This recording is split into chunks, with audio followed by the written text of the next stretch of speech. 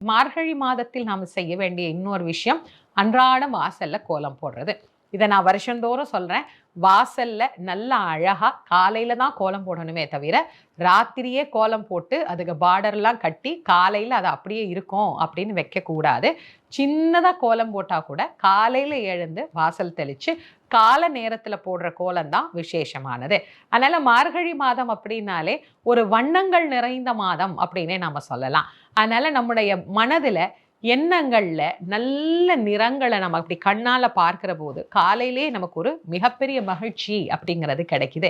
இந்த மகிழ்ச்சியான மார்கழி மாதத்துல குளுமை எப்படி நமக்கு உடலுக்கு குளுமை தருகிறதோ அது போல இந்த வழிபாடுகள் நம்முடைய மனதுக்கும் ஆன்மாவுக்கும் குளுமை தரக்கூடியதாக அமையும். இந்த வழிபாட்டை எல்லாரும் செஞ்சு இறைவனுடைய அருளை பரிபூரணமாக பெறணும் அப்படின்னு உங்கள் அனைவரையும் அன்புடன் வேண்டி மகிழ்கின்றேன். இந்த மார்கழி மாதத்திற்கு உண்டான திருப்பாவை